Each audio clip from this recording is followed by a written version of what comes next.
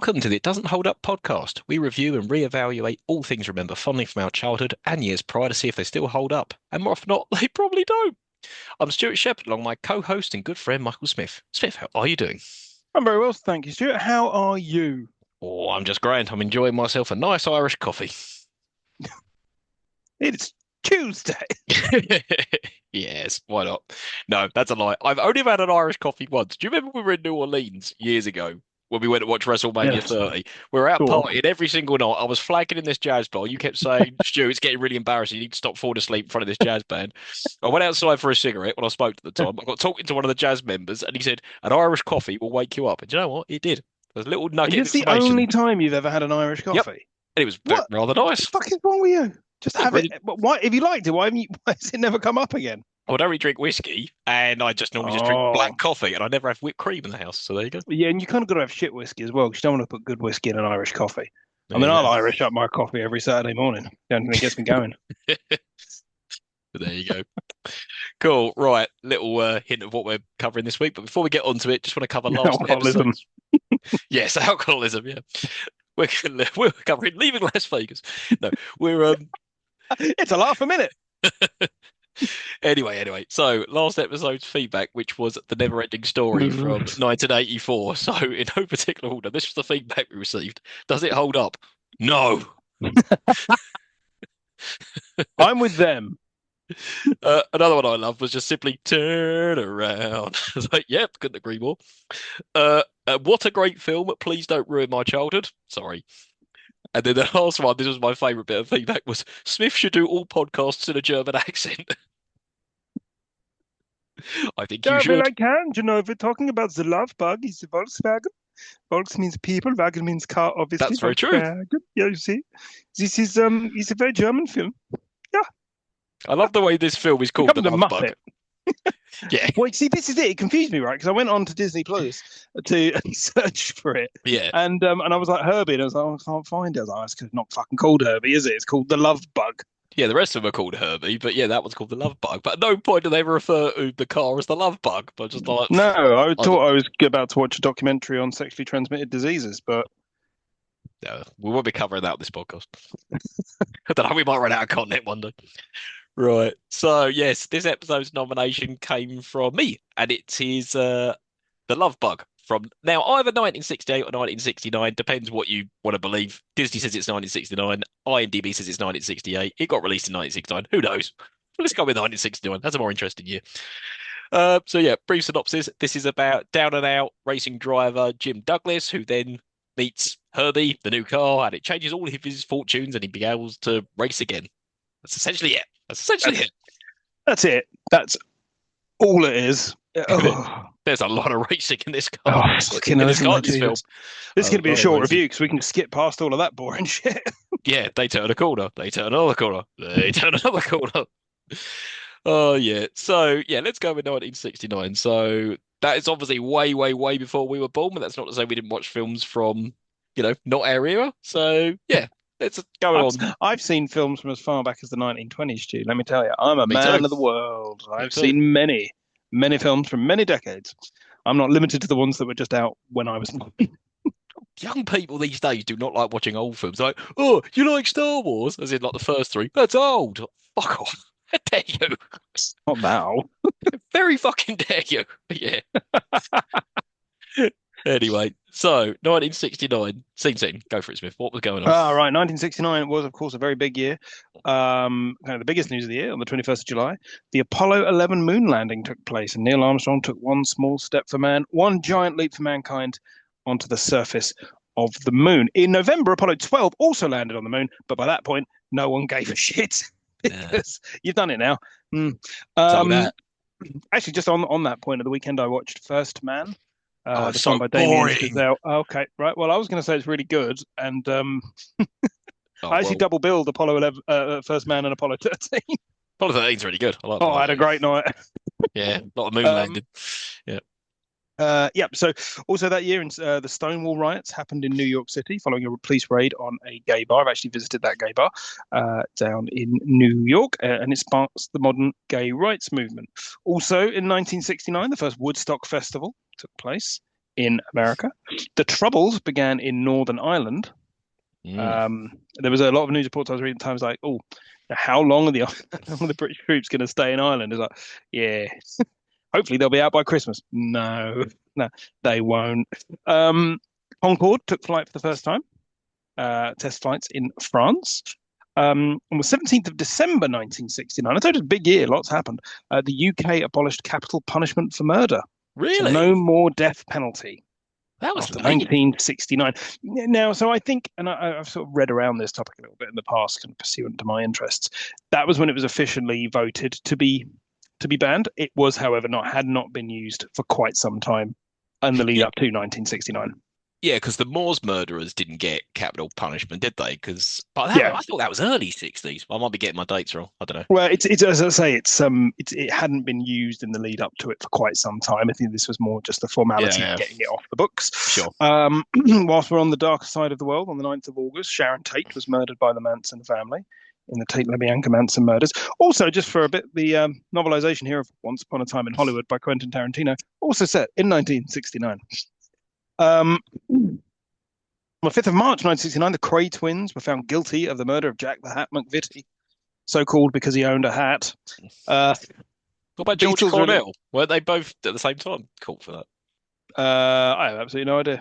Oh, I okay. just read the headline. Okay. This is the amount of research I do into this. The Kray twins and that kind of like British gangster history doesn't really interest me all that much. It interests me. I've been to the Blind Beggar. There's no bullet in the wall. No, it's overpriced points. Yeah, It's a bloody bullet. It's murder in here, isn't yeah, it? yeah. Boy.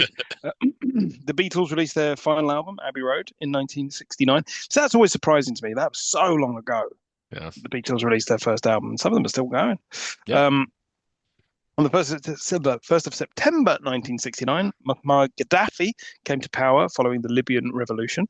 Mhm. And then on the 16th of October, in possibly the worst thing that happened in this year, Rupert Murdoch launched The Sun. Ugh. Uh, uh. And that was all of the stuff that happened in 1969. Told you, big year, lots going on, including Yeah, the release of The Love Bug. indeed. Wow, that was a huge year for stuff. Yeah, Right then. So, obviously, we weren't alive in 1969. So I wasn't, when? no. No, no. Contrary to the belief, no. And despite how I look, this was Yes, just decades of drinking. exactly. But we obviously watched The Love Bug as kids. So, how old were you when you watched it, and can you recall where you watched it and how? No. This film, I kept waiting in this film to see something that triggered a memory, something that made me think. Really? Because a lot of the films that we watch, that I definitely have seen this, but the thing, a lot of things we watch, there's something that triggers it. I'll see it and I go, I remember that, I remember that, I remember that, and I had to wait until basically the end to see a bit that actually was like, oh, I remember this. Right, okay. But the memory is so fuzzy and so vague that I couldn't begin to tell you when I first saw this or in what format or where I was. Although I'd imagine, Wow. as with most things, it was probably on the telly Yeah. at my grandparents' house. Yeah. That's funny you said that because I think the first time I watched it was at my grandparents' house. But the Seems like Herbie that kind of film. Yeah, the Herbie films for me, we watched on repeat. So a lot of them were like, Really? yeah, because my brother, he still does, loves cars. So when we were younger, he'd watch an awful lot of stuff about cars. We'd watch The Italian Job. We would watch the Herbie movies. We'd watch Smokey and the Bandit. We watched The Cannonball Run, all that sort of thing. And in later years, that'd go like Bullet and like Gone in 60 Seconds and Ronin and stuff like that. He's always loved cars. So there was a lot of car movies on in our house when we were, and other people's houses when we were younger. But the Love Bug is the one that's the most familiar to me. There were so many times during this movie I was like, I remember that bit, I remember that bit, I remember that bit. And in the other movies, there's bits and pieces that would probably come back to me if I watched them again. But don't worry, we're not going to watch the Herbie sequels. We only want to watch the No, Love Bug. please, that's not. And if I remember correctly, the Herbie sequels are less about racing. It's more just Herbie going around helping people. Like this is very much a racing movie. Which is, to be fair, what I thought this was going to be. I thought the racing was going to be a small part of this film. Oh, how wrong I was. Because unlike your brother, I have no interest in cars. I have never had any interest in cars. I find car stuff very, very tedious. I've never watched Smokey and the Bandit. I've never watched The Cannibal Run. I've never seen any of those films. It does not interest me in the slightest. What about Disney's Cars? They're good movies.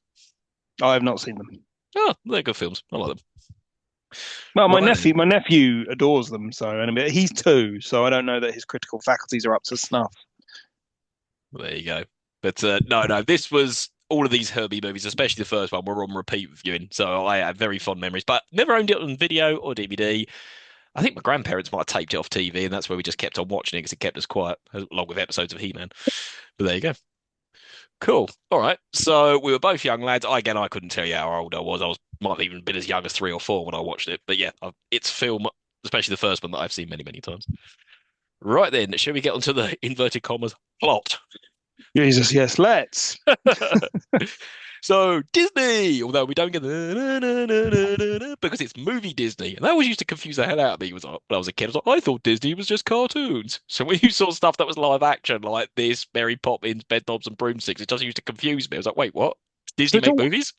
it's also it's very much a Disney film. Like if you think about the style of the live action Disney films from the 1960s, Yeah, the 1970s, like this, like Mary Poppins, Mike, I don't know, the computer wore tennis shoes, stuff like that.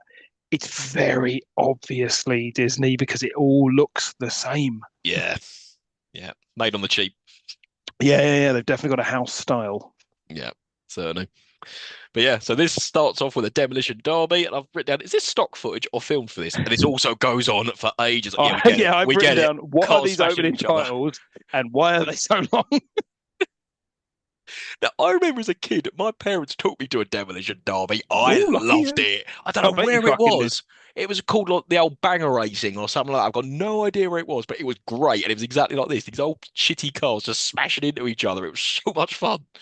Oh, There you banger go. racing just sounds like you got some dirty old fuckers racing on a track. I'm gonna Ugh, take you. Oh, the back old in his mouth. bangers. Watch him go. Yeah. Oh, I'm gonna take you on the inside track. Ugh. Well, hopefully it wasn't like that, but I was very young. Right. Anyway, and then the title card turns into a car and drives away. It's like, yeah, I love it. I I love it. also noticed, and just as a little hint for later, a couple of people called Fong as their surnames in the titles, and I was like, oh boy, Oh boy. here we go, Oh here boy. we go. There's some problematic stuff later on. Okay. Uh, so we meet Jim Douglas, played by Dean Jones, and he's not evil, you know. I just want to drive cars. I don't want to kill these dogs. He doesn't look any different from Beethoven, the He man's never sounds aged. different. He Yeah, sounds different. He doesn't sound like he's he's like he's evil. Harvey. Yeah, he must have been putting that deep voice on for Beethoven because yeah, he doesn't sound like this at all with that. Well, that's 60 years addition. That's 30 additional years of smoking. That's what Yeah, that will do. yeah, and all that Irish coffee. Yeah. Yeah, well, I also noticed this was like the stock footage of the demolition derby. Also, just weirdly on the titles, there was an orchestration by Walter Sheets. Walter Surname is Sheets. Sheets. Walter Sheets where? Dirty What sheets bastard. has been like bed sheets or something like Yeah, that. Walter Sheets. Yeah. Anyway, and then you cut straight to a studio. Straight to a studio. Do we? No, we get to Jim crawling out of his car almost dead from the Yeah, race. yeah, straight in a studio. Like it's clearly like stock footage, stock footage. He's clearly filmed that in the All back lot. right. Okay. Got you. Got you. But yeah, we learned that Jim Douglas used to be a proper racing car driver, but now he has to do this crazy shit for a living as he's too old. He's like, too old. I worked out he was like 37. So what do you mean I he's mean, too old? he's 37 years old with the forehead of a 50-year-old man. Well, yes. Yes. And it's funny you said about the like a studio because this is supposed to be San Francisco. I was like, but at least that's what the blue screen is telling us. The matte paintings are of San Yeah, Francisco yeah. vaguely. The studio is the backlot studio at Disney. Yeah, absolutely. And then Jim gets a lift to his house, which is a converted fire station. I was like, all right. And he shares that with his friend Tennessee Steinmetz, who's a sculptor. I Ugh. was like, no, but also he's presented as a mechanic, but later on in the movie, Tennessee says he's not a mechanic. So it's terribly confusing. I was like, are you a mechanic? Or are you not? Are you just a sculptor? Yeah, it's very odd. I like the design of where they live. It's Yeah, it's quite cool. nice. Yeah. It's quite cool. Also, it's so painfully 60s. Like it's so 60s. Like Steinmetz says at one point, it's something like, "I got to make a new scene." It's like, oh God, that's the most 60s things you could have fucking said. Yeah, there's a lot of 60s shit in this. Hmm. Yep. Then Tennessee starts going on about his trip to Tibet where he found himself, and every time he starts talking Oh, about you hear Asian music, I thought this is really offensive. well, you hear the kind of the twingly twangly Asian music, and it also goes on for Yeah, fucking ages, and he is so annoying. Yeah, he's a very He is weird so man. annoying. Yeah, very, very strange. I remember even as a kid thinking, what's wrong with that guy? He's just a bit odd, isn't he? Yeah, yeah. We learned that Jim needs to get himself a new car so he can race again and be himself again. And then Tennessee has made their existing car that they share into a sculptor. I was like, why have you done that? What? He's an ass. That's just so stupid. How are you gonna get your I shop like. in? Is he like his brother or something? Is like, is he got to look after him because he's not all there? No, they're just two grown men with no sexual relationship who live in a house together. I don't like. I Very don't. big house. Do they rent this Yeah, house? a Do very they own big. joint It own it? doesn't. Their connection to one another is not explained. Not No. sufficiently explained. Why you No. would keep hanging around with this annoying man? Yeah, it's not if like you're told Tennessee was part of his racing crew back in the day or something. No, you're not told any of that. No, it's just maybe he's just a guy that owns the house or a flatmate. Maybe that's it. Yeah, it Maybe I'm might just be overthinking that. this. I'm probably Might just be overthinking it. that. It's a kids' film. Don't ever think it does. But then saying it's a kids' film, we get Jim perving on Carol. I know. I was some good Ugh. old-fashioned family perving. It's like, ooh, what a nice pair of gams. Ooh, get a look at them. Brilliant. She's putting signs in the windows, and the sign convinces maybe direct your attention to these. She's flashing her legs off, and I put down, I must remind you, this is a kids' film. Now, because this is the 60s, as it turns out, she's completely delighted by this. She's Oh, just of happy course. that a man is talking to her.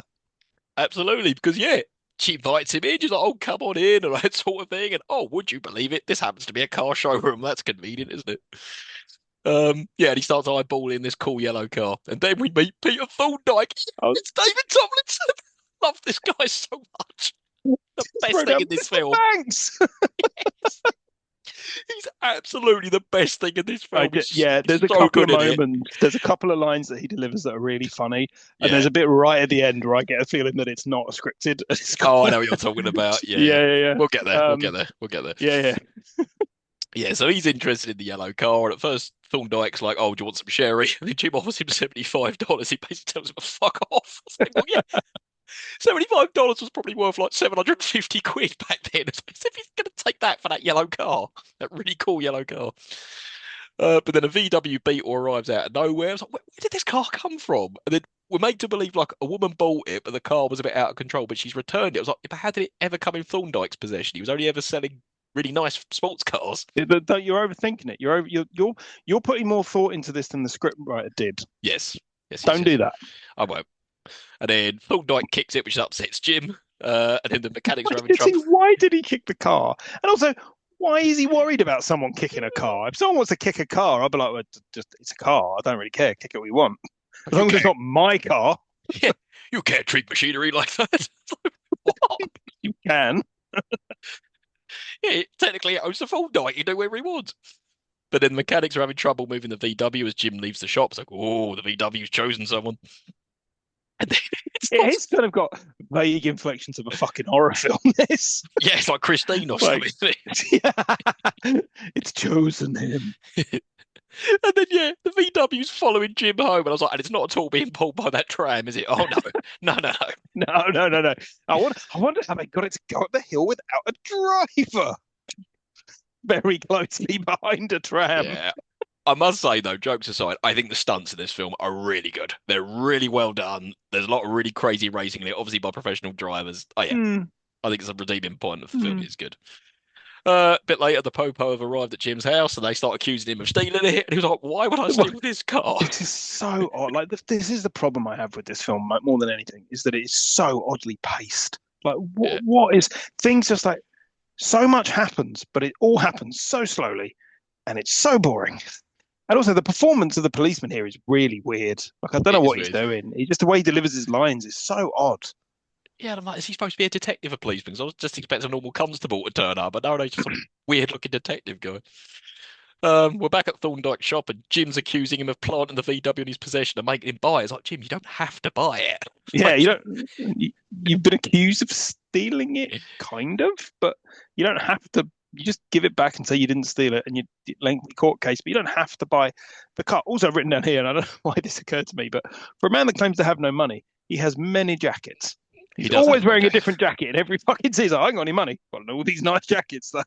Nice shoes, nice jackets, Yeah. sunglasses. Yeah, he's very stylish, man. Yeah, and then Karen says, Carol. Sorry, I'll get there in the end. Carol suggests, yep, he can buy it and have some monthly payments. Oh, God knows how much these monthly payments are. And then the VW pisses oil all over Thorndyke's shoes. Now, That won't be. now, the director thinks this is hilarious because it is not the last time it happens. It's not even the second to last time it happens. No. It will happen many times over the course of Yeah, this. yeah, yeah. And we get 60s music. Now, this tune is embedded in my head from when I was a kid. Do, do, do, do, do, do, do, do, do, do. We hear it all throughout the film. I was like, Oh, we hear all it fuzzy all memories back me. we yeah, you maybe for you it did. For me, it was like every time it would start up, I was like, "It's fucking music again." Oh, I'm not gonna lie. This film, one of the first times I've had to do this, on Sunday night, I watched the first 40 minutes of it, and then I just was like, "I'm going to bed. I can't." And then when I came back to it, Monday night, I was like, "Oh no, there's still an hour. How is there still an hour? I know. I watched this. It's so long." I watched this on the Friday night with my wife because she loved this as a kid. So we watched it together. But then when I always watch these films twice for the episode, it was such a slog to watch it time because I'm so goddamn tired. It's just, how is this film so slow? Why is it an hour 45? Why? You could have done this an hour 20 easily. Actually, when I came back to it on Monday, I said, "Oh, there's an hour left," and I said, "Oh, there's an hour and one. It's even worse." Anyway, so Jim's driving the VW home and it suddenly has a life of its own and starts going crazy. And then suddenly Jim's legs are hanging out the windows. Hang on a minute. How did that happen? Under his legs, because he's also down in the footwell, but his legs are out the other window. Oh, yeah, he's going all sorts of crazy. Jim's back at Thorndyke's shop and he smashes into his Rolls Royce and he starts accusing him of selling him a shit car. I was like, well, yeah, you have. Like, this car's insane. And then It's, Carol, God, it also, as well as Thorndyke getting oil on him, the other thing they think is hilarious is the car quickly accelerating or slowly braking. Like or quickly braking. It thinks it's hilarious. Oh, it's gone really quickly. Oh, it's broken really quickly. It's, oh, for fuck's sake. Get on with it. Or look, when it goes forward, the front wheels come up because it's like, yeah, no, yep. No, it's not that funny. I could tell you had a whale of a time watching this. Anyway. Um, Yeah, and then Carol wants to know what the problem is with the car and offers to drive the car as well to test it. But her and Thorndyke were meant to be going out for a dinner date. I'm like, are they dating? Or was it just like a business dinner or something like that? It was Can't work it out. She very was. unclear. I looked her up after Michelle Lee was 27 years old when they filmed this. She looks about 40. It's the hair. Me and my wife were saying it's the 60s style, isn't it? It's Yeah. just, yeah, very frumpy looking. But yeah, she definitely Yeah. looks about 40 something. Then what happens? Oh yeah, and then the car starts behaving itself for Carol, and she also has heard of Jim and his career or lack of, and then some hippie. I love this bit where she's talking about his career, and she legitimately seems like she's struggling to remember what she's supposed to say next. Oh really? I She's did like, spot that. "Oh, you spun out a hug on a Benz." Good God. I didn't mind her in this film. I thought she was okay. I didn't mind her, but yeah. Yeah, then we get some hippies in a kit car next to them. They start giving Jim shit. And of course, the VW has a life of its own again when Jim starts driving it. And then the VW doesn't let Carol or Jim stop the car and starts driving like a crazy and then almost kills Thorndyke. It's like, why has he gone back to the shop? It's now- the hippies when they pull up next and go, "Out of sight, man. Goody pop groovy." It's like, oh God. Yeah, so this isn't going to be the only hippies we see in this film either. In fact, we're going to see some more right now. So the VW won't let Carol out or Jim stop the car, and then it's then taken to some shitty burger bar. So Jim orders burgers and a coffee for some reason. And it's a Well, that's hippies. what you did in the 60s. I'll just have a coffee at midnight. Why not? But why did he get two coffees? He got two burgers and coffee. Oh, they're all for him.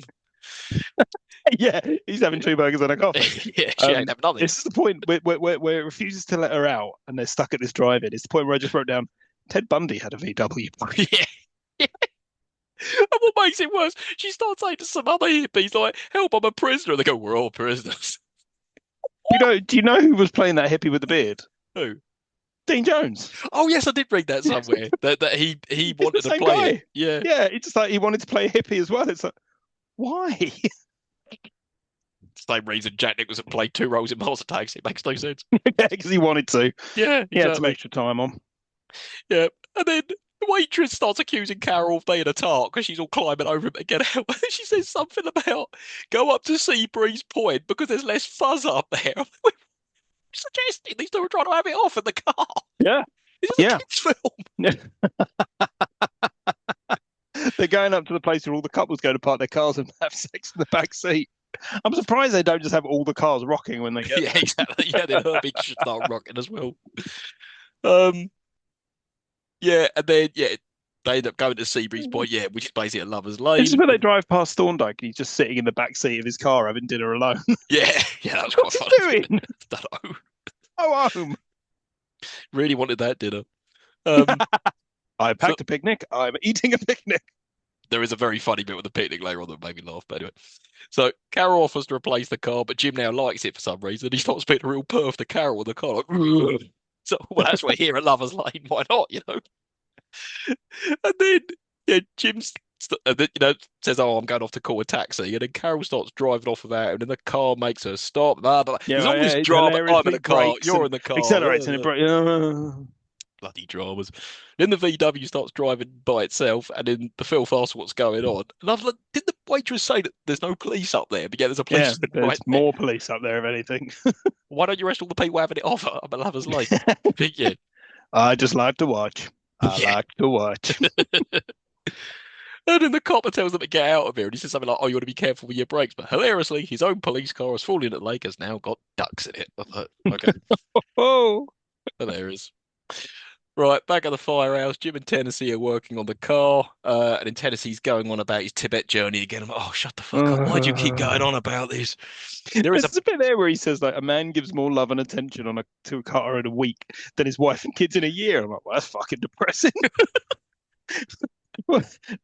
And they're like, yeah, that's true. It's like, is it? This was the 60s. Very neglectful fathers. And he's like, you love that car. If someone scratches, it's like, yeah, because it's going to cost you money, not because you love the car, because someone's going to cost you money by scratching the car. Yeah, you're not going to make love to this car. I mean, some people might. I But, mean, I did think at certain points that Tennessee might try and fuck that VW bug. yeah, he does like it a bit too much. Yeah, And then Tennessee believes the car is alive because we put far too much stuff in cars these days. I written down, mate, you should see a Tesla. yeah. There's a bit there. He's like, oh, there's nothing that can be explained by a short circuit. It's like, how do you think cars were made in the 1960s? They don't have circuits in them. What are you talking about? No, it's all hunk of rust and nuts and bolts. There's nothing to it. And then yeah, Tennessee tells the car he's his friend, and I've written, okay then.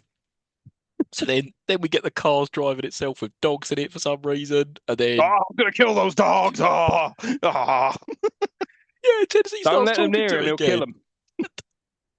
Yeah, it's all madness. And then Jim and Tennessee go for a drive through San Francisco, and then this is when It's we the get only reason it's set in San Francisco so they can have it driving up and down the hills like that. that bit It's was the cool. only reason. Yeah, When they were yeah. going But down it's the the hill. I like only that bit. reason why it's in San Francisco.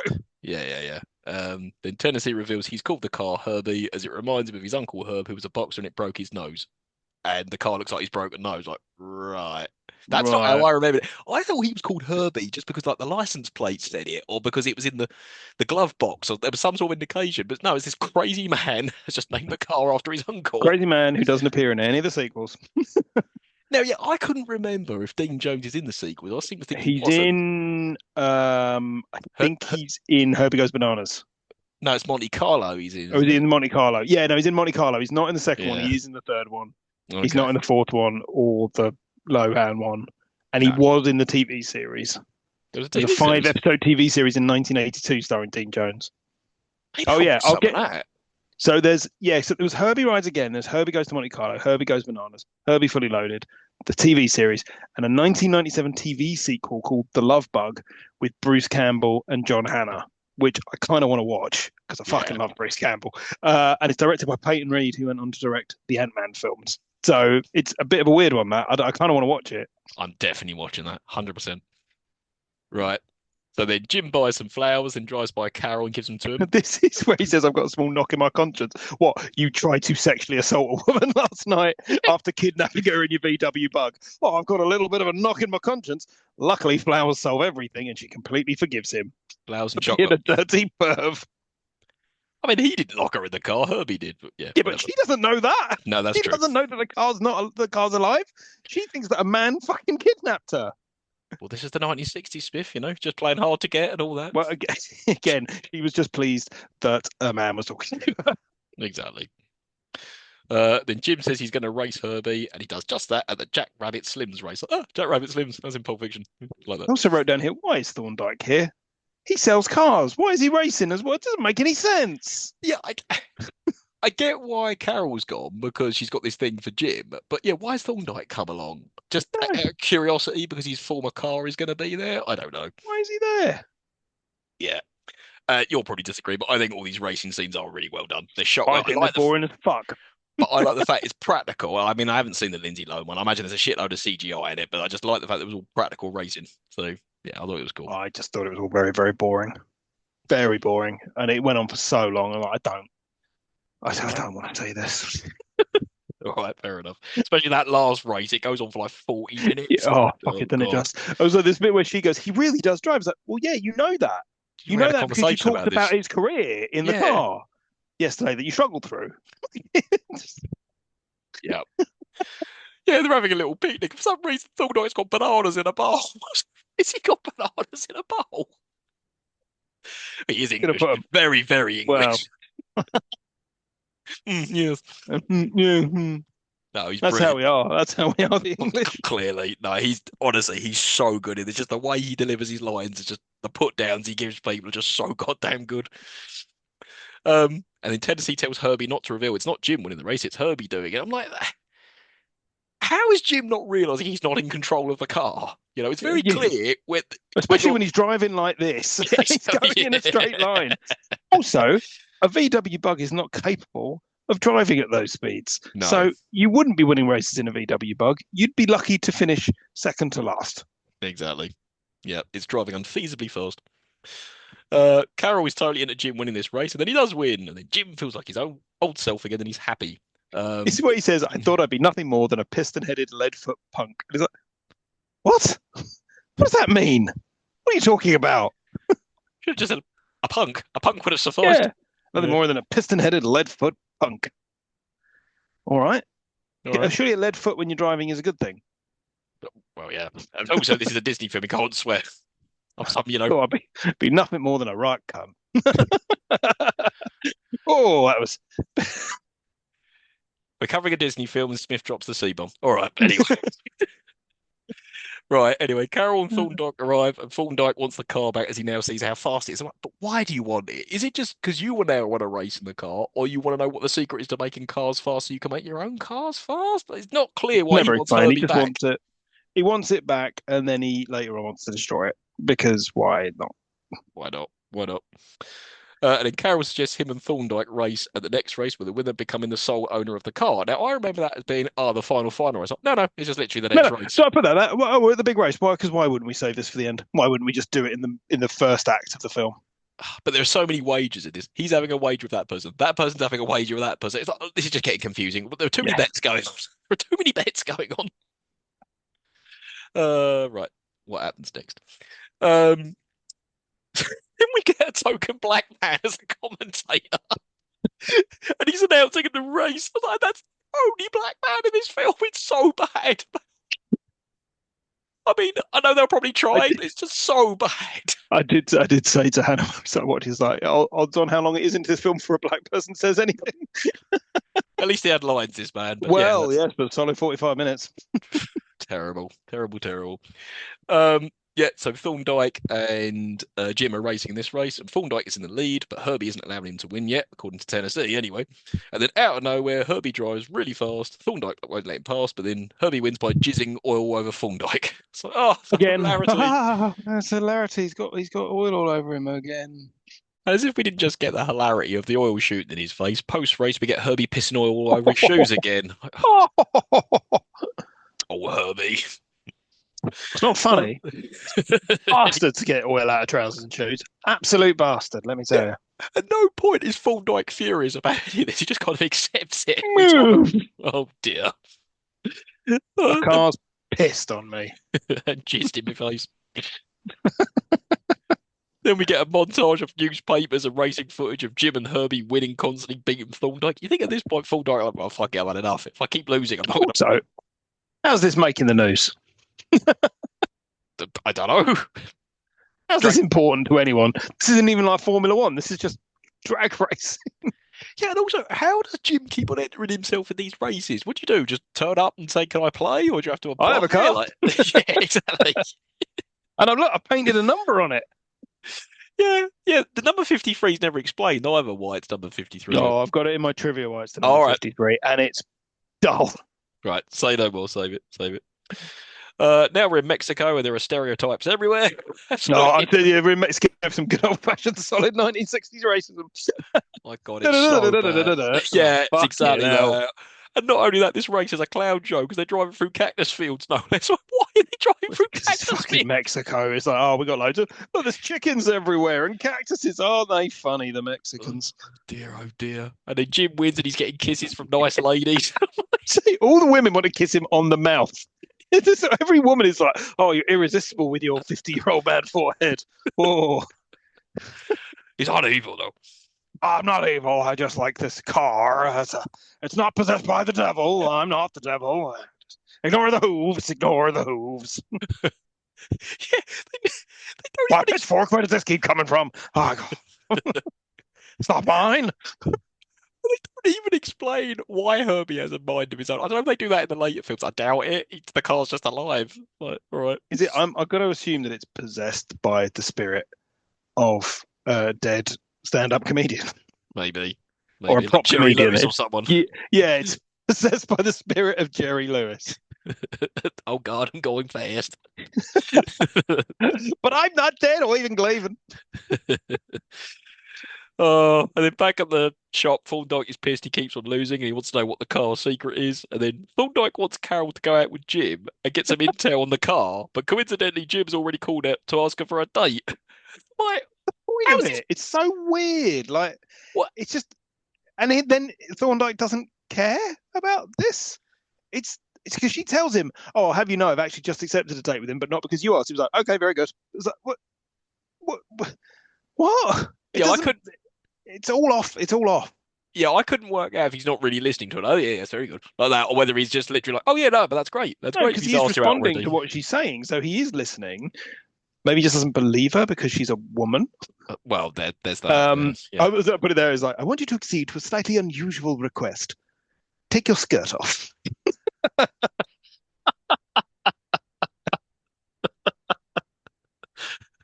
Hoping only David Tomlinson could pull that off. Well, yes. Yeah, it's quite. And then Thorndyke tells her to take the nice little guy as he liked that one. I was like, but why is that going to make him want to talk about Herbie? Like, Yeah, there's no conflict. no, It's no, so I don't know. Jim's getting ready for his date, but he's not taking Herbie, and that's pissed off Tennessee for some reason. I've written down this guy is a nutcase. after all the things that Herbie's done for you, and you can't even take him on the date. Well, you're just a rotten heel. I think he does get referred to as that Yeah, later on. he does. She refers to him as a heel. And I was like, Funny. he's gonna smack you with a folding metal chair when you're Yeah. not looking. He'll turn. And then Thorndyke comes to see Herbie, and then during all They this, let him Tennessee, in. yeah, Why? hello. What? I've done you wrong, but I've just come over to say hello to the car. Oh, come on in. Well, Alright. why don't you come on in and I'll put my asbestos gloves on and make some coffee. And that scene is burnt into my head as a kid. I remember that. I was like, "Hi, he's making coffee with a blowtorch. Oh, they're drinking Irish coffee. Oh, they're getting pissed." Ah. Yeah, that's Except Thorndyke isn't getting pissed. no, he is. He is later on. He does look a bit because then there's a scene later on. He said, "Oh, his head hurts" or whatever. So yeah, but no, he's not as pissed as Tennessee. Clearly, I was just put he's not drunk because he's an alcoholic because he's always on the sherry and drinking wine That's in true. the back of his car. Like he's That's a man who drinks wine by himself in the back of a car. That is the behaviour of an alcoholic. it's also illegal. Yeah, it is. Not in the '60s though. Oh no, no. It's like don't Drink drink too driving. much If and anything, drive. it's safer if you have one or two. It was It encouraged. loosens you up. Oh dear. Right. So Jim and Carol were driving in the yellow car, then Jim wants to drive it, and then Jim feels like without a real car, he's only half a man. Wait, what? Are you half man, half car? Like, what does that mean? Because unless I'm in a car, I'm impotent. Like that Cronenberg movie, Crash. Oh yeah, yeah. Ugh. It doesn't. It's just sad. It's just a sad way to live. Yeah, just you live your life by being a racing driver. All right. At this point, Tennessee and Thorndyke are pissed, and then Tennessee does make a funny joke. It was like, "Oh, tell me, what part of Ireland did you say your mother saw?" He went, "Coney Island." That did make me laugh. Yeah. Yes, Yeah. quite. Yes, I'm a regular old Thorndyke. You are. You are. If anyone was to blame, it should be you. Yes. Then Thorndyke, that shit, pours Irish coffee and Herbie. He's like, oh no, no, what have you done? And then back at Lover's Lane, why have Jim Do you and know what? Carol gone to Lover's Lane? Why have they gone to Lover's Lane? Does he Gone think back it's to the gonna... scene, back to the scene of the crime. Sorry, what were you going to say just before that? There's a bit where he says to Carol, "You're as beautiful as General Grant on the $50 bill." I don't know what the fuck does that mean? You saying I look like a man? He's like, "Oh, you only like money and fast cars. That's what they say about you." And he's like, "Nope, but you're as beautiful as money." So this is all cutting back and forth between them at Lover's Lane and Thorndyke and Tennessee. And at this point, Thorndyke is proper pissed and he's still fucking around with Herbie. He's like, you've already poured coffee in him because he starts like rocking it up and down. So what are you trying to do? Make him throw up? It's trying to get the alcohol in the system. That's how it works, Right. right? Whenever I have a drink, I jump up and down a bit just to get it in there. Oh, right. Got you. Yeah, that's how it works. Yes. Yes. Good. Then Tennessee starts going on about Herbie having a heart, and that's his secret. And at this point, they're all like spraying whipped cream over each other and stuff. Like, just how much fucking whiskey were you putting in those Irish coffees? Right. Another race, and Thorndyke is very Oh, confident he's going to I've win. written here. Oh, good. More racing footage. That's what I needed more of. More racing footage. Yeah. But this time, it's more than likely that Thorndyke's going to win that shit. So Herbie overtakes Thorndyke, but then Herbie starts malfunctioning as he's pissed, apparently. I was like, why has it taken this long for him to be pissed? If all that I remember Irish the cars are coffee... fucking lightweight. Yeah. He's had Kind one of- Irish coffee last night and he's pissed. Come fucking- on. Come on. You're a big car. You're a unit. Yeah, exactly. And that causes Thorndyke to overtake and thus win that shit. But then Herbie shits out cream and Tennessee detects it's Irish coffee. And only when he went, my mother's recipe. I was like, I don't think you are Irish, dude. Unless his mum just made Irish coffee. I don't know. I've just written down, why did Tennessee eat the car's bright white shit? Yeah. Like, this car fires out a load of bright white shit and your first instinct is to eat it. He's a nutcase, though. We've established I've also put the race car announcer in this bit where he's talking about the cars. He's got his big binoculars out and he's looking the opposite way from the track. The track Oh, is really? behind him and he's staring into the camera. It's like, what are you doing? Yeah, I didn't spot that, but that's funny. Thorndyke's celebrating as Tennessee loads up Herbie, who then shits cream all over Thorndyke. Oh, He's gone, all right. Jizz this time. Yeah. Jizzy cream. Just Tennessee's trying to fix Herbie, who has a dirty hangover, apparently. Again, fucking lightweight. And then Carol's come to see Jim, but he isn't there, so Carol tries to fix it. Because, yeah, this is the bit where Tennessee goes, I'm no mechanic. But neither she, but she knows how to fix a car better than Tennessee does? What? well, you know she does because she's got a bit of oil on her face when she's done. Oh, yes. Just Yeah, quite right. And then It's a Carol... bit where she's like, "Oh, do you remember the day when when you first saw Herbie?" It's like, "Well, yeah, it was last week." Oh, yeah. Yeah, it was like about a week ago. Of course, I fucking remember it. Or was it, though? Because they've been racing so much, you don't know if it's been months and months. Oh, yeah. Well, Who knows? Carol says that she isn't with Thorndyke anymore. Again, I've written down, were they dating, or does she mean I'm just not working for him anymore? Like, yeah, I don't bloody know. very confusing. Tennessee starts going on about how Herbie helped Jim and made him happy, but Tennessee can't bring himself to tell Jim it wasn't him winning the races, it was Herbie. Like he'd believe you anyway if he told you that. Yeah. Like, shut up, you nutcase. The car's alive and it's been winning the race. It's like, yeah, no, that's not a thing that can happen. No. Then Tennessee starts going on again about Tibet. I'm like, oh, for fuck's sake, just stop going on about Tibet. It's just so annoying. Jim then arrives home in a flashy new sports car. Oh, first of all, where'd you get that from? Second of all, I can only assume he's bought it on finance or he's been making a lot of money from all those races. But then later on, when Thorndyke offers him $1,500, he went, oh, yeah, I could use the money. I was like, well, I'm not surprised. He just bought a fucking flash sports car. Well, yeah, I think he's using. I think he's using the money he's won from the racing to pay for the car. Right, It would got be it. my assumption. That's what I thought. Yeah, because Jim wants a dependable car to win the upcoming race and not Herbie. And then Thorndyke calls Jim, offers him $1,500 for it. And then Jim agrees to that. And then Tennessee and Carol were angry with Jim for treating Herbie like this. Treating Herbie He like says, this. "I don't like you, but I can use your money." It's like, Yeah, he's well, all right, you dickhead. Well, we meant to be rooting for this guy. He's a prick. yeah, selfish prick. Then Jim accuses Carol being part of the plan to sabotage Herbie. I was like, that's exactly what she was. That's exactly what she was. Yeah. Tennessee starts smashing up shit outside, and then Carol tells Jim that Herbie's alive. The car was the one winning and not him. And then suddenly Herbie's outside smashing the shit out of Jim's new car, and that's never resolved. I'm like, hang on a No. minute, has he still got to pay for that? Or Generally, the way that would work, yes, yes, he does. He paid for it and wrote it off. and then Jim starts beating Herbie with a shovel. I was like, oh, this got dark. It really did. And then Just replace Herbie with a dog, and it takes on an entirely darker new meaning. What's on beating the dog with a shovel? Yeah, it's a dog that followed him home. It's a dog that he adopted. It's a dog he took to the racetrack. And now he's hitting the dog with a shovel because it bit another dog.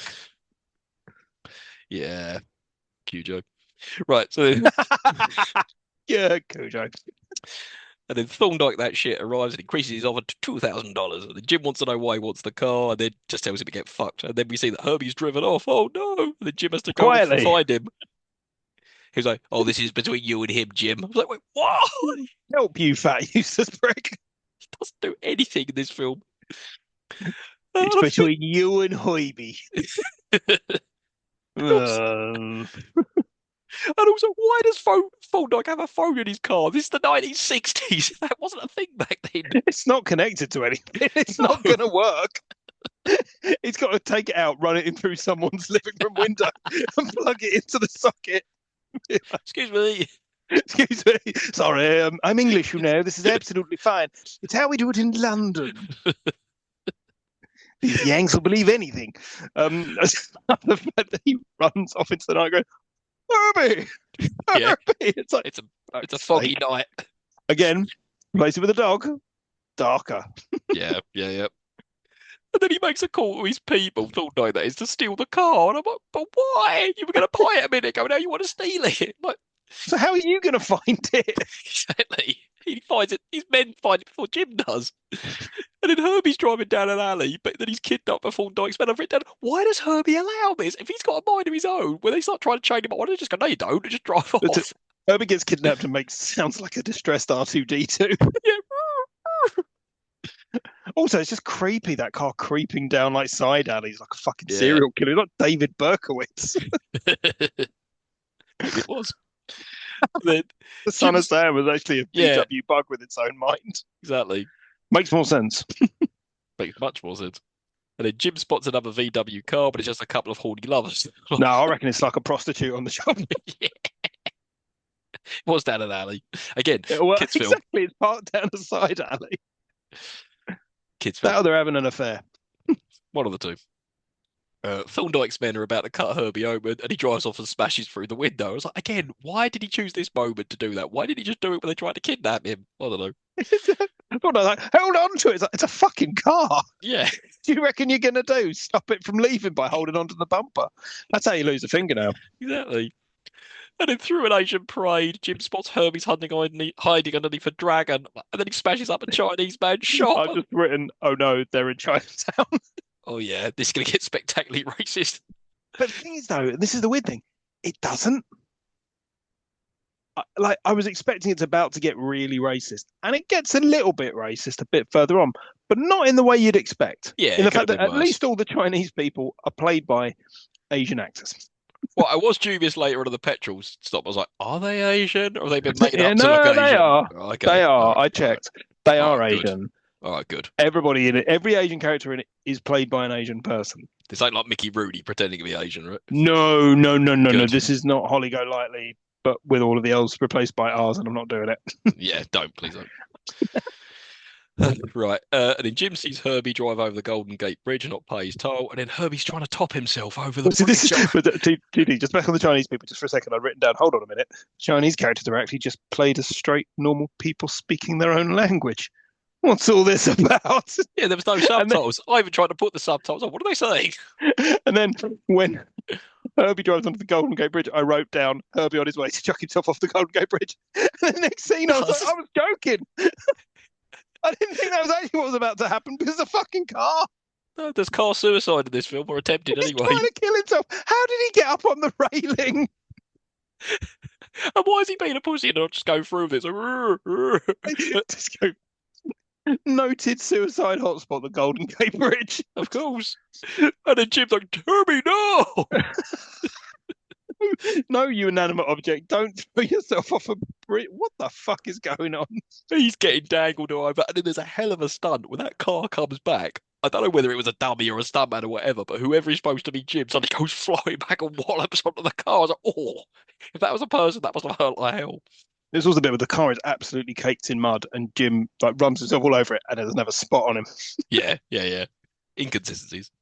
And then the cops arrive, and I've written down, I swear one of these is young Michael Keaton. One of them looks so much like Yes, he Michael does. Keaton. Yes, he does. I was like, it's not because that wouldn't make any sense, but It could be. Yeah. And then at the cop shop, the Chinese men are angry and they're testing all the cars to hear the horn and they find the Herbie. So that must have been him. And also there's some dried squid in it. I'm like, oh, no. yeah, that's where I was like, yeah. And then the detective's like, ugh. Yeah, those Yeah, there it is. crazy Asians. And during all of this, there's Asian music playing in the back. I was like, why? Why does there need to be Asian music playing? Well, because otherwise you wouldn't know that Asian people were on Well, screen. no, exactly. Yeah. You couldn't tell just by looking at them. No, No. you need them. You need the music. Of course. And then the Chinese man, Mr. Wu, gives him the bill for the damage. And then Tennessee goes on about Tibet again and then starts talking in But he was Chinese like, to him. no. He says, I was in a bit of China. I was like, I really wouldn't go wading into that.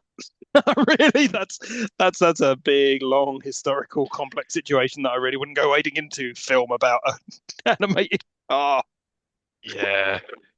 And then he apparently understands their people and talks, very articulate Chinese to this man. I'm like, oh no, I hate it. I hate everything about this scene. But it turns out Mr. Wu has heard of Herbie and is a car buff and he wants to keep the car for himself. So then Jim says, well, if he wins the upcoming race in El Dorado, he gets his car back and Mr. Wu can keep the prize money. And then suddenly Mr. Wu can speak English because now you're speaking my language. I'm like, oh, he spoke English all along. oh, so funny. That stereotypical Chinese man. Yeah, who likes money. Yep. He's crafty. Yeah. That's all you know about the Chinese. They're crafty. You said that, Spiff, not me. Anyway, it's the stereotype that the film's playing too. I didn't say it. blame the film. And then we get to the longest part of this film. It's the El Dorado race. I'm like, oh, Jesus Christ. Why is a third of this film dedicated to the El Dorado race? Because a third of it's already been dedicated to other races. That's true. That's true. Thorndyke speaks to Mr. Wu and they propose a wager on the race. And we don't find out exactly yet what the wager is, but it's like, it's irrelevant. There's so many wagers going on. Who knows? So there's a bit here that made me laugh quite a lot is when they first cut to the race and the guy's explaining it. And he says, and I wrote this down, instead of all this technical namby-pamby there's so much of these days, we're putting the emphasis on speed, endurance, and courage, the way it used to be. So dangerously unsafe then, is that what you're getting at? Yes. I also thought that guy was like so wooden. His name is Andy Granatelli, and he's actually a proper race car official, which is why his acting was so fucking bad. Oh, at least there was some legitimacy to this if he was a proper commentator. There you go. I just wrote down that man cannot be an actor. No. Cannot be with a performance like that. No. But at the race, both Tennessee and Carol will be part of the crew with Jim for some reason. Why would you have three people in a car on a race? It's just going to hold it down, isn't it? It's gonna, yeah, why? Yeah, it's going to be heavy, especially with Tennessee. He's not a small man. I think it was just to give those two characters something to do. It's like, okay, they've done nothing so far, so they're just going to sit in the car. Tennessee's done is be annoying and then stood at the side of races, go Hoiby, go Hoiby. Yeah, while secretly being in love with him. Thorndyke comes over to Gloat and his crew is his assistant Havershaw, and we learn that Havershaw has fucked with Herbie. And I've written, when? When did he fuck with Herbie? That moment they had it at the shop? It's not explained. Neither is explained how they know this. Also, Havershaw hasn't appeared yet. Not really. It feels very late in the day to be adding a new character. Yeah, I thought that as well. Yeah. And then I've written down, why are Jim, Tennessee, and Carol wearing helmets with Chinese writing on it? I'm like, no. I mean, I get it. They're sponsored by Mr. Wu, but no, come on. That's why. I don't have a problem with that. I don't. Apart from the odd little bit of it, most of the way they portray the Chinese people, and this is mostly fine. Yeah, okay. It's a damn sight better than I thought it was going to be. I thought it was going to be Mickey Rooney. Oh yeah, no, it's not that bad. The race begins to cheerful 60s music that Smith hates. This fucking music again. Herbie's kicking ass on the race, but then Havershaw unleashes oil on the road, which causes Herbie to go off course. But so does Thorndyke, and they end up in a lake, and they get mud splashed on their faces. And then, he's mucky again. But this point, a bear makes its way to Thorndyke's car because he had a picnic basket in his car. That really made me laugh. It's like so silly. And he crashes his car and runs for his life. It's like, why did the bear run away? Why didn't the bear continue eating the picnic? The bear had finished the picnic. Yeah. Herbie's made his way to the Chinese cab. Just that name. Oh, I see. Oh no! Oh no! They're going off to Chinese camp. Ah, there's the racism. There it is. There it is. And they break down and they realise that those shits have switched their petrol for water in the jerry cans. Like, at what point did they do that? Yeah, I did that. Why did he think it was water? When did they do it? Wouldn't it have been helpful for us to see that happening so we would know about it? Wouldn't it have been better if they put it in the car and realised that it was water and gone, oh no? Bit more jeopardy, yeah. No, Yeah, none of that. no, none of that. Yeah, because immediately Mr. Wu's people have sent a rescue mission because they carry off Herbie again to Asian music.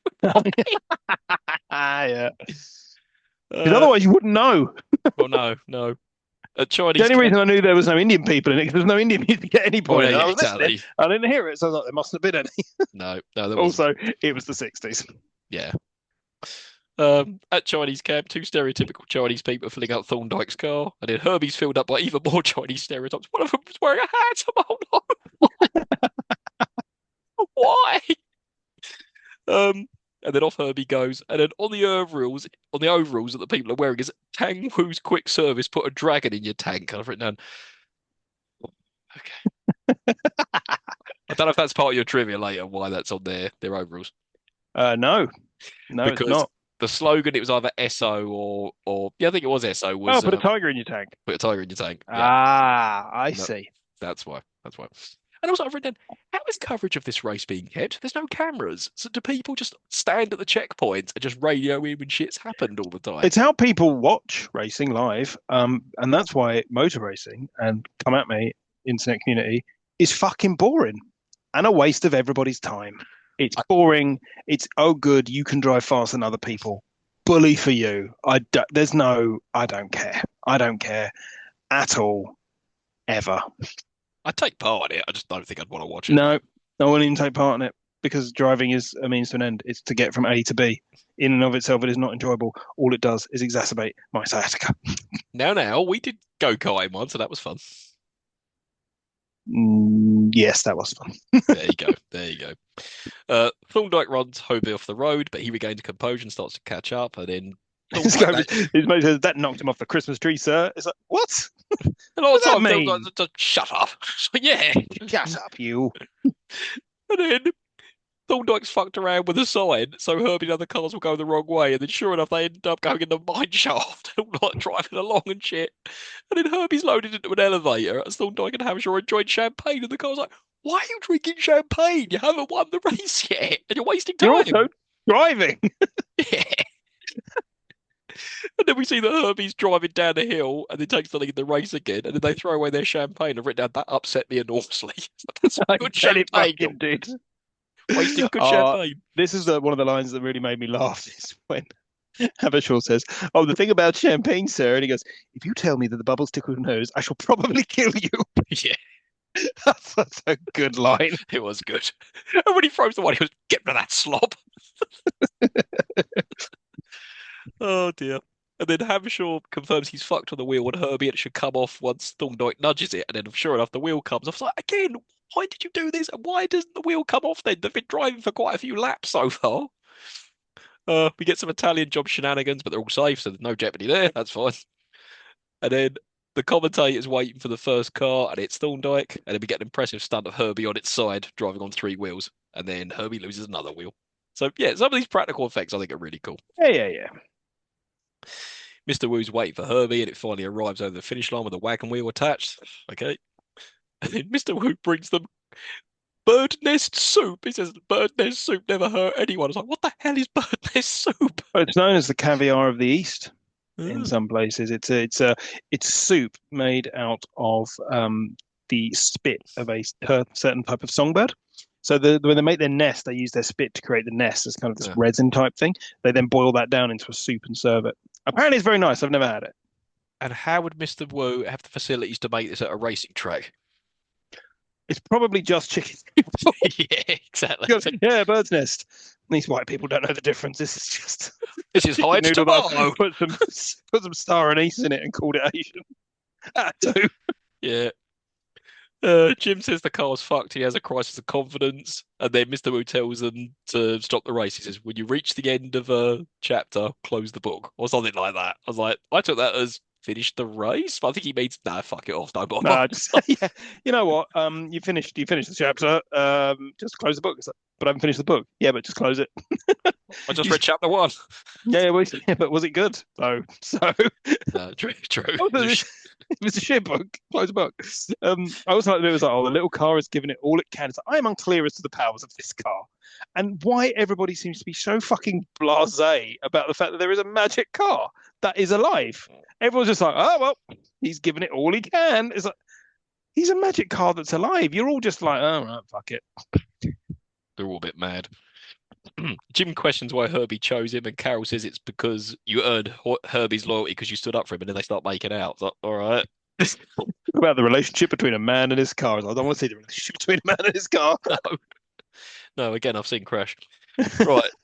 So Thorndyke arrives and he says he's here for Herbie, and he confirms he's the new owner of it because he had a wager from Mr. Wu. Like if he won, if he didn't win, he would own the car, but now the car isn't going to take part in the race. Now he owns Herbie. I'm like, what? Yeah. There's too many wagers going on. And I'm then unclear as to what's happening. yeah, Thorndyke says he's going to scrap Herbie. I was like, I don't get this. 1 minute you want the car for its secrets, then you want to kill it. Like, what's going on with you? And then Jim and Thorndyke start having a handbag fight, and then Herbie chases Thorndyke away, and whoever it is does an amazing dive over that fence. I'm sure there was a crash mat over there, but Yeah. amazing dive over it. I wish it was David Tomlinson. That would have been very, very impressive. And then Mr. Wu says something racist. He says, "You need to finish the race, Jim, and we need to remove the egg foo young from face." I'm like, ugh. Ugh, there it is. There it is. It had to creep in occasionally. Yeah.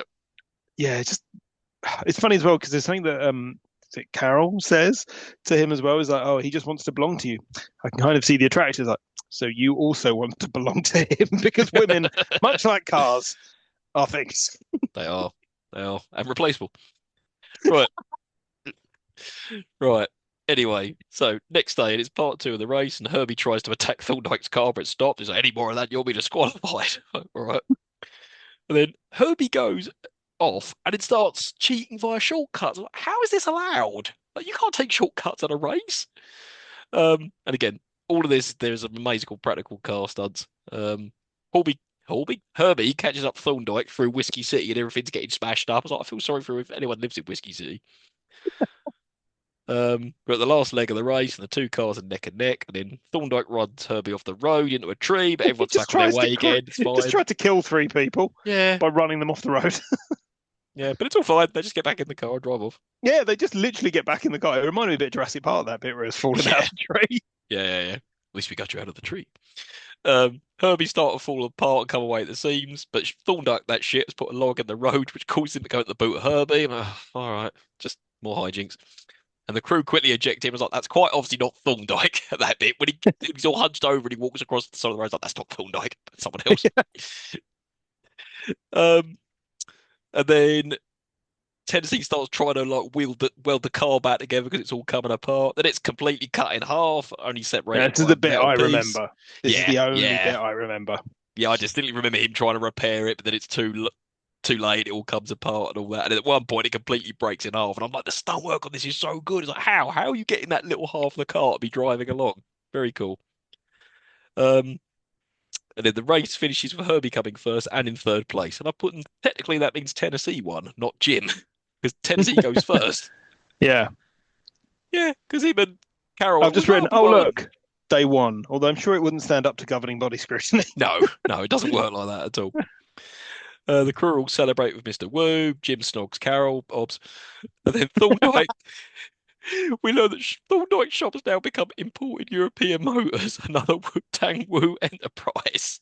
And Thorndyke and Hampshire work for Mr. Wu as mechanics. And this is the bit that wasn't when they're shooting each other with the oil, and he goes, "Oh!" It's when he puts it down his trousers, and he goes, "It's like that's definitely not on the script. That is definitely something that they've added because they were clearly having a great time." Yeah, because they were cracking up laughing as they were doing it. Because now I know Hampshire, you wouldn't be as petty to shoot him in the face. really good. It's all good fun. Very childish though. Herbie arrives with a bow attached, and we learn that Carol and Jim are now married, and Herbie's taking them off on a secret honeymoon. And yeah, the film ends with him driving Jim and Carol in the back. Credits. Off to their honeymoon because Herbie likes to watch. He doesn't know how to watch, but they're poor, so they're probably only going down the road in San Francisco. Oh dear. Right. So that was the Love Bug. So what did we love or hate about it back then? I mean, you probably don't remember much of it, I but don't remember about it, so I'll let you answer this one.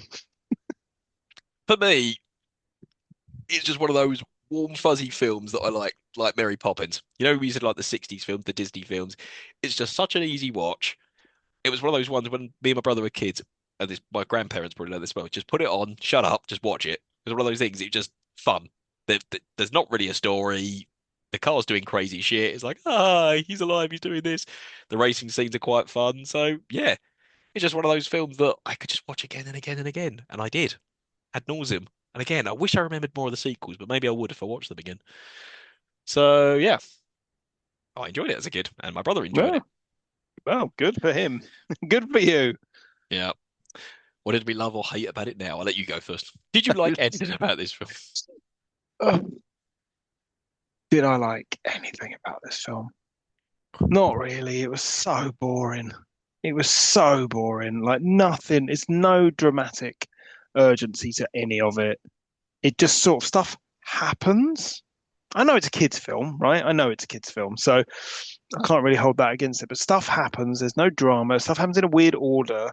You get minutes after minutes of racing footage. When you're someone like me that really couldn't care less about that, it's like, oh God, I don't want to watch this. I don't want to watch this. If I wanted to watch this, I'd go and see F1 with Brad Pitt, but I didn't because Yeah, I don't no, want to watch this. no, I don't want to watch that. Like it's or Days of Thunder. Like I'm not interested in racing. It's boring. Like car chases down the street, yeah, that's fine. To put a car chase in an action film, fine. Racing is just like, I don't care. Mm. And it's not funny. Tennessee Steinmetz is the most annoying presence. Like, I couldn't even. I mean, okay, David Tomlinson, I'll give you because He's he is great. good. He is good. He is just quintessentially sneering British villain of the 1960s. Wonderful. Everything else, oof, oof, and that music, that fucking music. I like the music. It's something I remember as No, a kid. God, yeah, no, I liked it the first time. 15 times later, I'm like, get it, stop it. Yeah, I'm with you on the boring thing. Like when I watched Oh, it it's dull. first time, like the last race, I was like, oh my God, why is this film an hour 45? It could have been an hour quarter, hour 20, and that probably would have been fine. You could have just chopped out, trimmed down a lot of the races. There was just no need for all this, you know? No, no, you could easily have a cut of this as an hour 15. That's absolutely fine and gets everything that it Yeah, needs to do done. Let's get rid yeah, of some of the weird stuff. yeah. But this film did hit me in the feels. I'm Well, watching it, and it was just, I don't know, it was just a nice, feel good film where I could just shut my brain off for an hour 45 and just not really think about much and just watch racing. That's all but it it's was. for me, it's just when you see someone like David Thompson, it makes me think, oh, Mary Poppins. I wish I was watching Mary Poppins. Yeah, That's a good film. yeah. Or bed knobs and broomsticks. Yeah. I was never a big fan of Bedknobs and Broomsticks. To be fair, I It think felt I've just only ever like watched it once. it felt like Mary Poppins just again, Yeah, but not as good. yeah. Right then, Smith Trivia, what you got? Right. So, um, 51.2 million of revenue from a $5 million budget, making it the second highest grossing film of 1969. That means we've got all of the sequels that we previously talked about. Hmm. It was directed by Robert Stevenson, who directed Mary Poppins, Bedknobs and Broomsticks, Old Hmm. Yeller, The Absent-Minded Professor, which was the original version of Flubber, Herbie Rides Again, and That Darn Cat, all of which are those quintessential Disney films of the 1960s and 1970s that all look the same Hmm. because it's all directed by this one man, this British man who worked for Disney. It's actually the last Disney film live action Disney film made under the control of Disney himself before he Hmm. died in 1966. So his original conception was him. It was written by Bill Walsh and Don DeGrady, both of whom wrote Mary Poppins, Bedknobs and Broomsticks. It's all the same people doing the Yeah, same yeah. stuff. They had a production house at Disney in the 1960s, both for their animation and for their live action stuff. So you get like the big five animators of Disney from it's the kind of the old men. It's like there are these kind of people that worked for Disney for years and years and years and years. Um, Apparently, Dean Jones originally pitched a much more serious film to Walt Disney when he wanted to talk about making a film about a car. And it was about the story about the first sports car being brought to the USA, which, if anything, would have been even more boring than this. Yeah, yeah. It's based on the story Carboy Girl by a guy called Gordon Buford, which is a great name. And alternate titles suggested for the film were Carboy Girl, which is a terrible title, Mhm. The Magic Volsky, which No. is sounds very Russian. The Runaway Wagon, but wagon spelled as in the end of Volkswagen, so Mhm.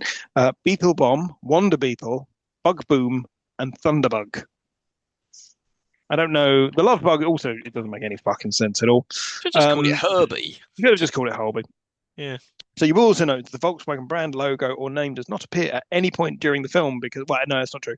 It does appear very briefly on the pedals, but it does not appear on the car because they did not allow them to use the branding at the time. They were allowed to use Bug, which is a informal name for the VW Beetle because it wasn't owned as a copyright by them at the time. I believe subsequently they did pick it up. They did, however, have teams of lawyers coming down to the production to oversee it to make sure that the car wasn't shown in a bad light at any point because, you know, you'd have to wait till Ted Bundy. Yeah. VW Bug being seen in a bad light. They auditioned the cars. This is kind of boring stuff where they basically had open auditions where people brought in their cars to see which one they thought would do the best, and the VW Bug won because it's the only one that apparently made the crew want to reach out and pet it. So those people had too much fucking time on their hands and too much lead in the water. The number 53 was chosen, and this is such a boring piece of trivia. Producer Bill Walsh was an LA Dodgers fan, and the player Dan Drysdale's number was 53. Oh, okay. That's why it's number 53, because someone was a fan of the LA Dodgers. There are 2 deleted scenes, although I was reading about this. It said there were 2 deleted scenes, but I don't think they are deleted scenes. There was one that was shot but never used, which was a used car lot where Dean Jones was speaking to a used car salesman before he went to Thorndyke's store, because that's what this film needed. More scenes of people talking about nothing to do with anything. And then one called Playground, which apparently was scripted and storyboarded but not shot. And it was right at the end. It was Herbie playing with some kids in a playground, which, if anything, just sounds sinister. Yeah. What else forgot? No, that's it. That's all of the trivia. Everything else we have covered. So the final verdict, does it hold up? No, not in the slightest. It's very dull. I mean, I know it's a product of its time, but good Lord, that's no excuse for being this boring. I'm agonizing over this, right? Because yes, it is boring, right? Ooh. Especially that last race. It's like, oh my God, just please finish, please finish. But then I don't know whether it was just because I was just so tired that I just wanted to go to bed. But like, this film isn't dreadful, right? That we have covered much worse films. Oh. There are much worse films, right? Yeah, there's Drek. But it's. I asked myself, would I watch this film again? Probably. Would I let my son watch this? Probably. Would my son probably enjoy this? Probably. Like that. So I seem to remember the sequels of Herbie just get worse and worse and worse. Right? Worse? Yeah, I remember Herbie Goes Bananas is fucking terrible. Like that's what I remember. It's really not very good. There's even a bit when Herbie goes underwater and there's like a kid in like the trunk of the car, all that sort of shit. But like, I was reading about the sequels, and they basically said that the sequels are it's less about racing and more about Herbie helping people, which is like, I don't know if I'd prefer that. The less racing, that's the bit that I couldn't get on with. It was all the racing and Tennessee Steinmetz. Yeah, Tennessee's really annoying, but I didn't mind the racing because I mean, some racing films are good. Like you just said you don't like it. Like that Senna is a really good movie. No, why would I watch that? I'm not interested. No, I enjoyed it. No, it wasn't Senna. Rush. That was the film. The one with Hemsworth and that other bloke. Daniel Bruhl. Yeah, playing Niki Lauda. Yeah, that's a really good movie. But it's like, you see, you drove a racing car really fast and then you crashed. Yeah, well, no shit. I ain't got any sympathy for you. Well, anyway, so I don't know. There have been some films we've revisited, as adults that I loved as a kid, and I'm like, that's just dog shit, like Super Mario Brothers and stuff. But this, I was like, it's not dog shit. It's a little boring. Tennessee's annoying. It's just, I don't know. I am really in 2 minds about this, to be honest with you. I will watch the Bob Hoskins Super Mario Brothers film before I watch this again. Seriously? 100%, no doubt. I will probably watch the Super Mario Brothers film one more time in my lifetime, at least. I will never watch this again. And I think partially that might be because I have the nostalgic love for Super Mario Brothers, so it's still in there. There's still Mm, that little bit in there of me that is because what is nostalgia if it's not just the love of the familiar? It's the familiarity you like. It's got nothing to do with how good a film is. And films have to be truly heinous to get rid of that. Something like The Mask, for example, which I really did not enjoy, is so bad compared to how I remember it that I will never watch it again. Whereas something like Super Mario Brothers, it's still in there.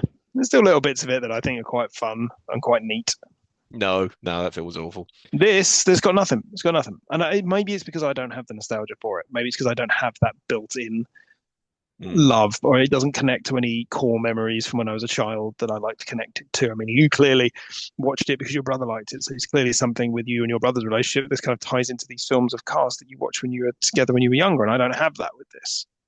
It's just one of those beloved things from your childhood, like, Ghostbusters or He-Man or Turtles. It's just something you Oh, remember. If someone says Herbie, immediately, or even like if a Volkswagen drives past you, someone go, "Oh, Herbie," like that. It's just one of those things that's so iconic and you remember. I don't know. For me, it's just hard to hate. no, you're right, and it is iconic, and it is one of those things that's kind of built itself into the fabric of pop culture. I mean, there's the reason why they released Herbie Fully Loaded in 2005. Who There you was go. that for? Who God who was that knows. aimed at? People that like this from 1969. How old are those people? Like, this is who's watching Herbie Fully Loaded and going, oh, you know what we really need? Another Herbie film. Oh, what is like things like Scooby Doo still go to this day. They just keep rehashing it for new generations. Maybe they just think something like Yeah, and it Herbie never could. works. Mm, They never get it to work for a new generation. People stop. People don't care. That last Scooby Doo film, Scoob, died a death because no one cares because it's a property from like this. It's like if you released a new version of the Flintstones, no one's going to fucking watch it. Not even a movie, just a TV show. Like they do occasionally do that. Just keep rehashing cartoons from the 60s, 70s, 80s, whatever. They just keep going. Yeah, But I'm surprised they've never done a live action version of the Jetsons. That's the yeah, thing that always surprises me. yeah, especially if they did it really tongue in cheek, a bit like Chip and Dale was. That'd be really good. I quite like that. Chip and Dale movie's good. I love that That's Chip and very Dale funny. movie It's a because it was very very funny movie. and it was very much like Roger Rabbit, which I love, and I'll die on that hill. Roger Rabbit's an amazing movie. Oh, yeah, but why are you dying on that hill? It's an absolutely great film. What are you talking about? It is. It is. Well, I will die on that hill because it's a good film. Well, yeah, Cool. All right. I'm gonna say, which is so difficult for me. No, I'm gonna say it does hold up just because would I watch it again? Yes, probably would. And well, there we go. I was in a happy mood watching it. I finished watching it. I was like, yeah, that was fun. I So, wanted it to end. I mean, I wanted it to end because I was bloody tired, but I Couldn't have wasn't like, turned it off fucking quicker when it finished. I was like, get away from me. You ruin. It's going to ruin my bloody algorithm on Disney Plus. It's going to start suggesting all this other shit to me. car I want to movies. watch. Yeah, or it's going to be like, oh, you want to watch that darn cat? No, I No, fucking don't. no, I don't. You want to watch Pete's Dragon? No, I No, don't. I don't. I didn't like that when I was a kid. That's a No, I didn't. boring ass film. It is boring, and I always thought the animation looked shit. It wasn't like Roger Rabbit where the animation and the actors looks good. This just looked terrible. So yeah. Yeah. Oh, do you remember? I've never seen it, but you know that film Cool World with Brad Pitt, which is kind of like Roger Rabbit, Mm. but not. I've never God, seen it. apparently it's meant to be fucking awful, but yeah, Maybe we should do that one day. Maybe we should watch some films we've never seen before. yeah, why not? Something like We'll a pick Cool a World. couple of something like Cool World. We'll just go out of our way to watch something we've never seen before and go, what the fuck is this? Yeah, yeah, cool. All right, so it's another one of those ones where it kind of holds up. I think it does. You think it doesn't? In fact, the last three films we've covered kind of hold up. So yeah, maybe we'll get something that's absolute dog shit, or maybe we'll get something we both love. Have I So been against the last three? I think I have. I think you have. I will I've just been on check. a negative. Yes, Wild Wild West you didn't like, Never Ending No, Story you didn't like, Love Bug you didn't no. like. I don't know whether I've just started liking shit that we watch just because I'm like, we're something to do with it. Watch crap It's having a old kid. It's films. having a kid. It just gives you something to do. Yeah, he's gone to bed. Let's watch a shit film. Yeah, There's cool. plenty of Well, good films that I need to watch. I know, I know. All right. Anyway, so next episode's nomination is you. So what you choosing? Yep. Right. What if I would say to you, what ties together Police Academy, Mm. The Breakfast Club, Super Mario Brothers the movie, and good old-fashioned family racism? I don't even know how to answer that. I don't know. Well, sir, we are watching Short Circuit. Really? After all that, we will never cover Short Circuit. We're Almost. covering Short Circuit because I want to see just how bad it is. Oh dear. So hang on a minute. Was Fisher Stevens in The Breakfast Club? No, Fisher Stevens was in Super Mario Brothers. You said The Breakfast Club as well. Ali Sheedy's in The Breakfast Club. Ah, there you go. There you go. Hmm. Yeah, yes, he is in Super Mario Brothers. He's not Okay. in Police Academy either. No, that's Steve Guttenberg. Oh, Yes. I see what you did. You took the See what I've done? right. I've Sorry, took the three. Yeah, I've got taken the it. three. Yeah. No, I thought the good old It was fashioned very clever family what I did. relationship. Yeah. All right. So short No, Fisher circuit for Stevens is 97. two of those things. Yes, correct. Yeah. So not short circuit 2, just short circuit 1. I must say Fisher Stevens isn't in short circuit 1 much. He's more in the second one. He's the main character in the second one. So this One might be suspects he not might as not be. offensive. One suspects he might not be in it much, but it'll be enough. Oh, it'll be enough. It will be enough. All right. So next time we reconvene, we will be covering Short Circuit from 1987. Right, just want to plug our socials before we get out of here. So we're on email at itdoesn'tholduppodcast@gmail.com. We're on Instagram at itdoesn'tholduppodcast. We're on Twitter, or X as it's now known, it doesn't hold up pod. We are on YouTube at It Doesn't Hold Up Podcast. And we're on Spotify, Apple Podcasts, and all other places you listen to podcasts. And remember, give us a good review, like us, share us, and remember, we welcome all suggestions for things for us to cover. So Smith, is there anything else you would like to say on the Love Bug before we get out of here and reconvene for Short Circuit? Yes, there is, Stu. Ladies and gentlemen, if you have a love bug, consult your doctor. Chlamydia is not a laughing matter. It's not. And remember also, Coney Island is not in Ireland.